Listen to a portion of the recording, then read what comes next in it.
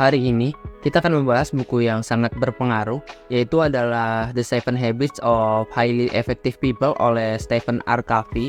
Buku ini adalah panduan yang luar biasa tentang bagaimana menjadi efektif dalam hidup dan bekerja. Jadi, mari kita mulai.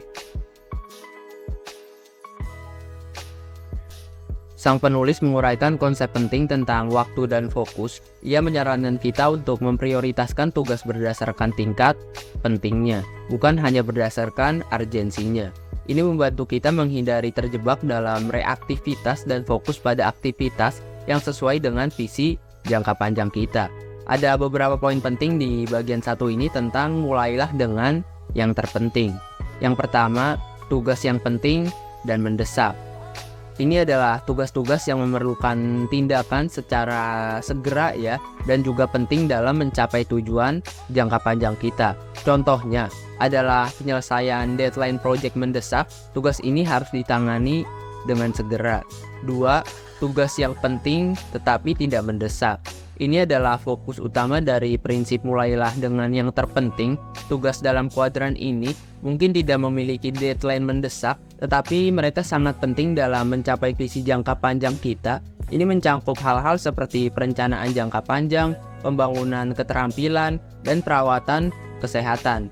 Sang penulis berpendapat bahwa lebih banyak waktu harus dihabiskan di sini. 3. Tugas yang mendesak tetapi tidak penting. Ini adalah tugas yang terlihat mendesak tetapi sebenarnya tidak penting dalam mencapai tujuan jangka panjang. Contohnya adalah panggilan telepon atau email yang meminta respon cepat tetapi tidak berdampak besar. 4. Tugas yang tidak penting dan tidak mendesak. Ini adalah tugas yang tidak memberikan manfaat signifikan dan bisa menjadi pemborosan waktu. Contoh dalam kuadran ini adalah menghabiskan waktu di media sosial tanpa tujuan yang jelas. Konsep mulailah dengan yang terpenting adalah fokus pada kuadran 2. Covey menyarankan bahwa dengan memberikan prioritas pada tugas-tugas yang penting, meskipun tidak mendesak, kita dapat mencapai hasil jangka panjang yang lebih besar. Ini juga membantu kita menghindari penangguhan dan terjebak dalam reaktivitas. Dengan menghabiskan lebih banyak waktu di kuadran 2, kita dapat mengelola waktu kita lebih efektif, mencapai tujuan yang lebih besar, dan mengurangi stres.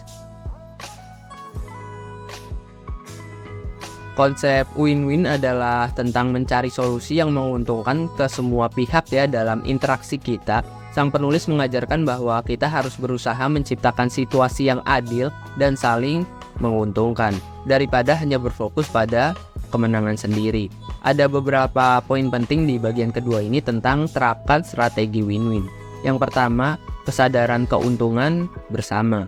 Memahami bahwa mencapai kesepakatan yang menguntungkan semua pihak adalah tujuan yang lebih baik daripada mencoba untuk mengalahkan pihak lain. Ini mencerminkan pendekatan jangka panjang terhadap hubungan dan kerjasama. 2. Menghormati kepentingan semua pihak. Menghargai kebutuhan, tujuan, dan pandangan orang lain dan berusaha mencari solusi yang memperhitungkan semua perspektif. 3. Keseimbangan antara kepentingan pribadi dan kepentingan bersama. Meskipun berfokus pada kesepakatan yang menguntungkan semua pihak, prinsip ini tidak mengabaikan kepentingan pribadi. Ini mendorong kita untuk mencari cara mencapai keseimbangan yang seimbang antara kebutuhan pribadi dan kepentingan bersama. 4. Pemecahan masalah yang kreatif. Terapkan pikiran kreatif untuk menemukan solusi yang menciptakan hasil yang baik untuk semua orang. Ini dapat melibatkan berbagai alternatif dan kompromi yang adil. Prinsip win-win menghilangkan pola pikir yang kompetitif dan niat jahat. Sebaliknya, menggantikannya dengan pendekatan yang lebih harmonis dan berbasis kerjasama.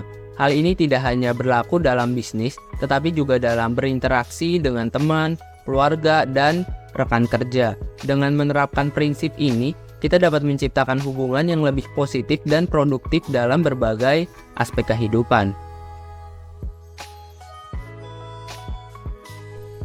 Sang penulis menggarisbawahi pentingnya mendengarkan dan memahami sebelum mencoba untuk dipahami. Ini berarti bahwa kita harus menjadi pendengar yang baik dan benar-benar mencoba memahami perspektif orang lain sebelum mengungkapkan pandangan kita. Ada beberapa poin penting di bagian ketiga ini tentang mulai dengan pemahaman. Yang pertama, mendengarkan secara aktif. Sebelum kita berbicara atau mencoba untuk mempengaruhi orang lain, kita harus secara aktif mendengarkan mereka. Mendengarkan bukan hanya mendengarkan kata-kata, tetapi juga mencoba memahami perasaan, pandangan, dan kebutuhan orang tersebut. 2. Empati. Prinsip ini menekankan empati, yaitu kemampuan untuk merasakan apa yang dirasakan orang lain. Ini memungkinkan kita untuk berempati dengan pengalaman dan perspektif orang lain, sehingga kita bisa memahami mereka dengan lebih baik. 3. Hindari presumsi dan penilaian cepat. Terkadang, kita cenderung membuat asumsi atau penilaian cepat tentang orang lain tanpa benar-benar mencoba memahami mereka. Prinsip mulai dengan pemahaman mendorong kita untuk menghindari perilaku ini dan memberikan kesempatan kepada orang lain untuk menjelaskan dirinya. 4. Pahami perspektif. Prinsip ini juga berfokus pada pemahaman perspektif orang lain. Ini berarti mengakui bahwa setiap orang melihat dunia dari sudut pandang yang berbeda dan ini harus dihargai. 5. Menghindari reaksi emosional. Prinsip ini juga berhubungan dengan menghindari reaksi emosional yang terlalu cepat saat berinteraksi dengan orang lain. Daripada merespon emosi kita sendiri, kita lebih baik mencoba memahami dan menenangkan emosi orang lain. Prinsip mulai dengan pemahaman mengubah cara kita berinteraksi dengan orang lain. Ini menciptakan dasar yang kuat untuk komunikasi yang efektif, kerjasama yang baik, dan hubungan yang lebih harmonis. Dengan mendengarkan dengan cermat dan berempati terhadap orang lain, kita dapat mencapai pemahaman yang lebih dalam dan saling mendukung dalam mencapai tujuan bersama. Sang penulis mendorong kolaborasi dan kerjasama yang produktif. Ia mengatakan bahwa ketika kita bekerja sama dengan orang lain, kita dapat mencapai hasil yang lebih baik daripada jika kita bekerja sendiri. Ini adalah prinsip sinergi. Ada beberapa poin pentingnya di bagian keempat ini tentang sinkronkan dan tingkatkan. Yang pertama, penggabungan keahlian.